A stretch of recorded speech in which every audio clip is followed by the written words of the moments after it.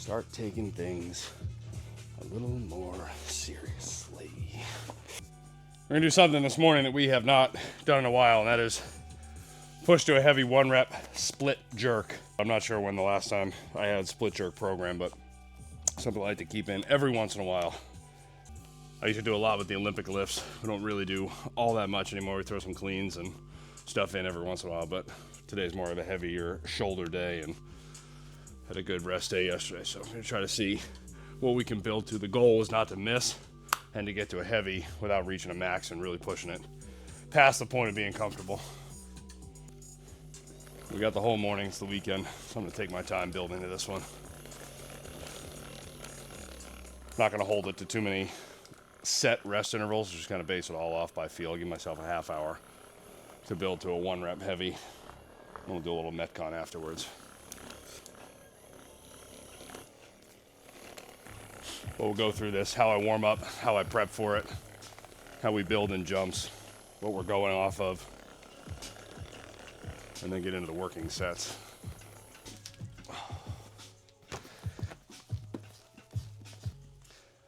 I always liked when we were training in person, trying to figure out which foot is your dominant foot coming forward.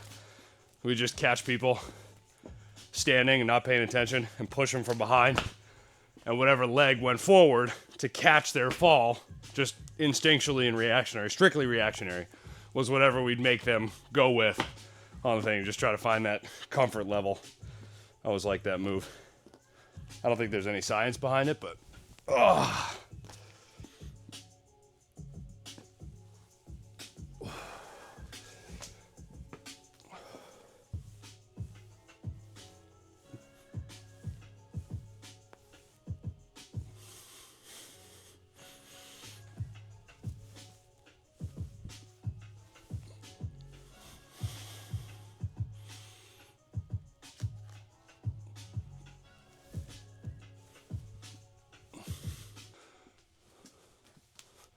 for 2.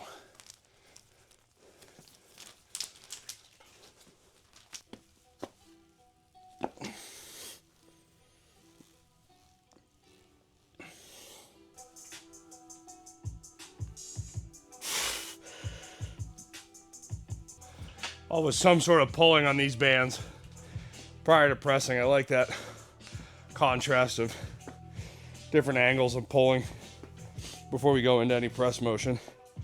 The bulk of my prep and warm up for the split jerk will be on the bar, actually going through it, but I want to take 5-10 minutes to work through this. Did a 6-minute cold start prep, minute of running, minute of rowing, just casually getting the blood moving. Just turn the engine over. Now we go into this stuff.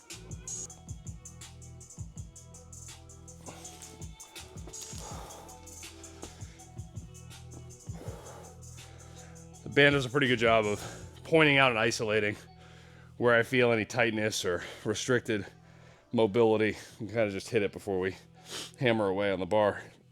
Feel a little bit of tightness in the top left shoulder here.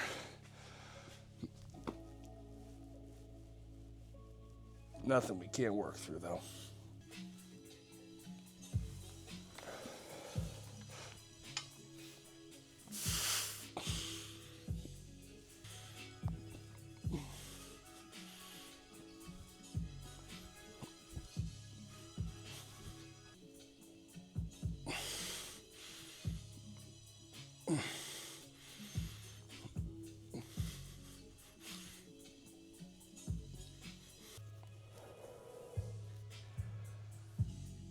Give the wrists a chance to catch up. I like to go with clockwise and counterclockwise wrist openers. Just trying to keep the arm straight if it's kind of oscillating around the shoulder joint.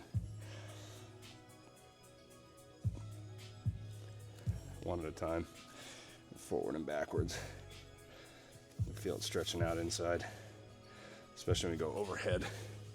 Want as much of that mobility as we can. I did double wrap these cheap wristbands that I use.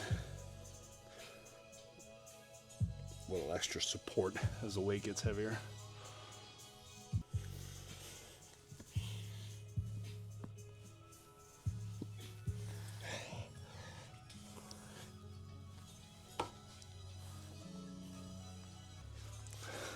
stand right up into this.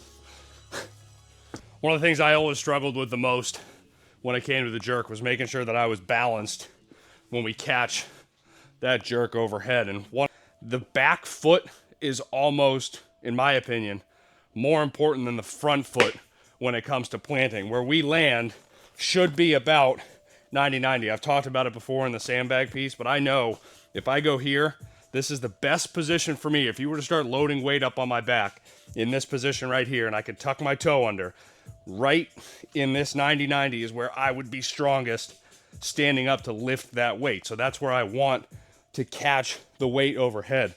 What we all have a tendency to do is when we go into that jerk and drive up, we want to rush getting our feet set. And the easiest way to plant our feet into the ground to establish some sort of ground connection is just to jab the front foot forward. And this back leg gets caught doing a horse kick back into the ground. And when we do it, it takes us from underneath where the weight is to back behind, which is why the majority of us, when we miss a heavy weight, out of fear, we miss it forward because we're coming here, we jab, and then drive ourselves back off of the line from where we drove it up. We want to stay centered all the way through. So what I started to really focus on is coming out of the dip, drive, and then coming up, it's plant this back foot first and then drive underneath it so we're still on that same vertical axis. It's easier said than done. When you start getting into a heavy weight, fight or flight takes over. But what I'm going to drill from the start on all of these reps is making sure that my step is pop, pop, pop, pop, all the way through as we go through to it. The natural instinct is we want to go from this position to getting it overhead, standing up, and saying we accomplish the lift as fast as possible, but there's a level of patience that goes into getting that footing right and able to do it. And it goes back to that pop, pop. But as I'm coming through, it's patient on the dip, driving the knees out. We're not bending at the quads, right? It's not bringing the ass forward. It's driving the knees out to create that tension into the drive, so we're exploding as much force from the ground up into the bar even before we're dropping underneath it. We want to get that bar as high as we possibly can to give us the time gap and the space to get underneath it and really create a supportive base. There's so fucking much that goes into it. That's why it's not easy. The best in the world drill and drill and drill and drill. Can't just load the fucking weight up as much as we all want to. So the two things I'm thinking about today for this, from start to finish, are driving my knees out. Because what's going to happen is as I drive out, there's only so far that I can go. And that tension builds up and you get that stretch reflex all the way through the hips, the quads, the hammies. That's as far as they're going to go. That's max loading for me to drive back up. So I'm thinking knees out. It's going to keep the bar nice and straight. Knees out, drive, pop, pop. Step back. Knees out, pop, pop. Hold it, step back, step forward, and we're on the same line as we started. I haven't done this in a bit, but I'm actually going to lace these up today. Oh yeah, that's not going anywhere.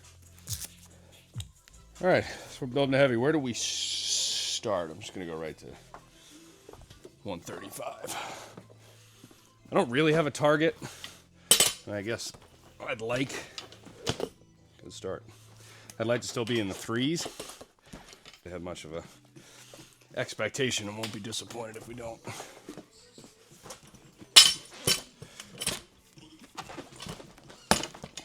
Definitely gonna be putting a belt on.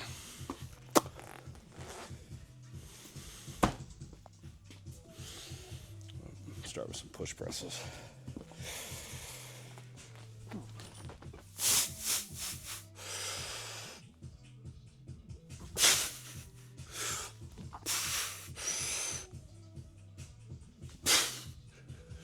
One thing that I always lacked patience with was the drive, where I'd get down, I'd fire, and all I would think about was trying to get under as quickly as possible, and I wouldn't get the full drive up and out. You want to try to be, or I want to at least, try to be in contact with the bar as long as you can when you're connected to the floor, so you accelerate it as much as possible, and then drop fast.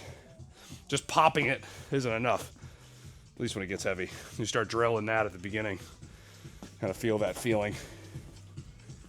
So these warm-up sets, we're going to do one push press, one push jerk.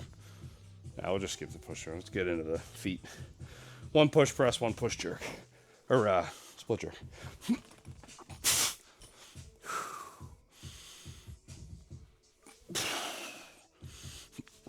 Again, we want to hear that. Bang, bang.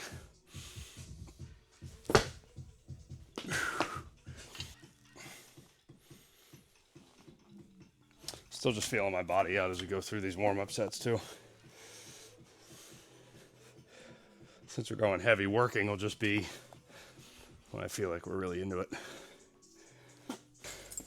But I've gotten David, guy that I train with, does some custom leather work up in Canada, and sent this belt a little while ago. Full-on logo, and then our shamrock for the 3 girls. Might as well throw the belt on in earlier sets to get used to the feeling as we build up.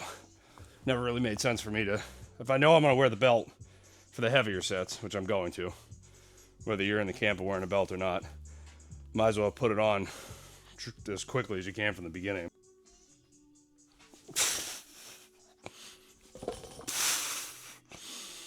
Pop, pop.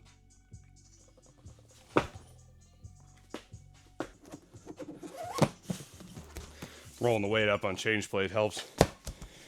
Gives a little bit of distance to slide the weight in.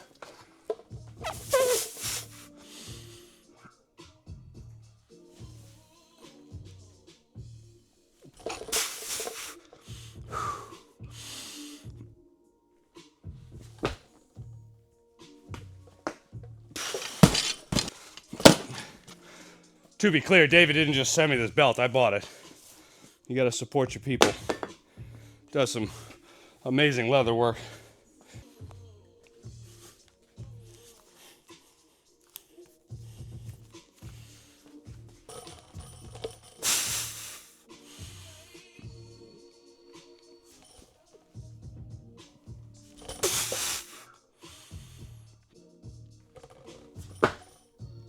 Ah! This first one, I did what I don't want to do, and that is drop so fast that I drop away from the bar initially on the dip, and it has to reconnect with the body. I want that dip to be slow and controlled. That one was too fast, where I felt as soon as I left, it was like the weight caught back up to me, like gravity was pulling it down, and then it takes more force to drive it up. I want to keep it connected to me the whole way through. We'll clean it up on the next one. We'll go right into singles now for the split jerk. So I got plenty of time in this half hour, only about 11 minutes in. So I'm gonna make the weight jumps smaller.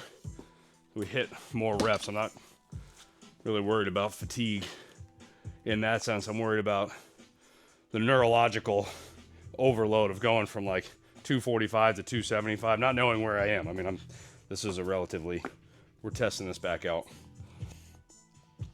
But if the target's 300, 245, I'll probably go 255, 65, 75. At least that's the plan. We'll see how they all feel. Controlled dip.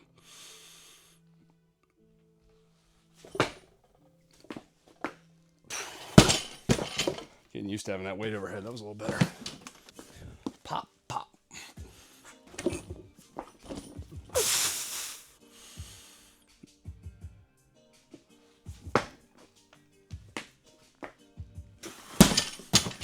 I like that one. Take it back. I think we're gonna go right to 275. It's like a golf swing though. There's so many things to think about. On that last rep, the only thing that I felt, the legs drive and all that was good. The thing that I felt I was losing is that press up through the bar. So I'm trying to think traps extending up through the bar. That was always a good cue. Like if the bar's overhead, I'm not trying to press through my shoulders or my elbows. I'm trying to press hard with my traps. So if my traps are doing it, then everything else has to get there. Start taking things a little more seriously.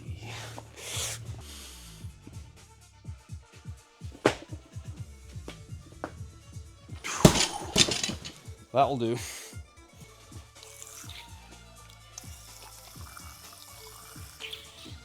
Not water. but still the best water bottle in the game.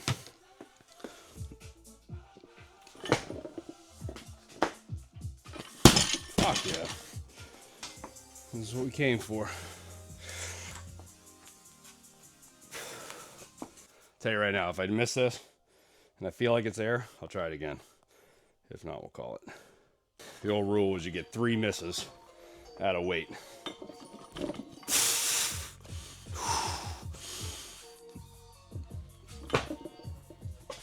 Oh, back foot first, but we got that. We're going up. I'll chalk it up to being a little excited to get under that. But I definitely, if I came back foot stepping forward first, is to come back up underneath the weight. So I know that that back foot didn't land first. So we're gonna make sure we hit that back in the next time. My goal, our goal when we lift, is to stay in contact as long as possible, but in line with the center of mass of this bar. So if the bar is on my shoulders and I'm supporting it, I don't want to have any lateral movement where that bar can move on what I always call the y-axis. If this is the x-axis, I'm looking at a chart. I don't want it to move along the y. I want to stay along my x right up. So as we go in the dip and the drive, that bar comes up on the x-axis, stays there, and then I move myself underneath it so that my center of mass is still in line with that bar, and then I stand up on that same line. Point being, like I just did on that one, if I come here and I land front foot, back foot, and I feel like the weight's in front of me, I'm gonna need to step forward, which is what I did, and then recoup to stand up. If we're balanced, then we can come back and up and stick it there. So take a look at the video. I mean, I haven't looked at it, but I know that that's what I just did. If the girls were down here or something like that, I avoid anything really overhead or anything that I can't control, just on the off chance that they come over to grab me and I'm lifting or something like that. The fear of something happening to them in this basement isn't worth it. We don't have any doors or closing off the space. It's just, that is a fucking thought that goes through my head that I cannot shake. So they're upstairs still. It's starting to rise. It's a little bit later in the morning on a Saturday, so I hear the water running out the 4-inch, so they got to be up. Gonna finish this off, and then they'll come down for the rest of it. This would be, if I could hit this and get it over my head, that'd be big for me.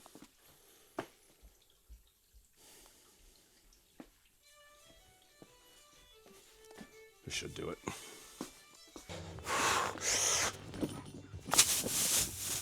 Good start.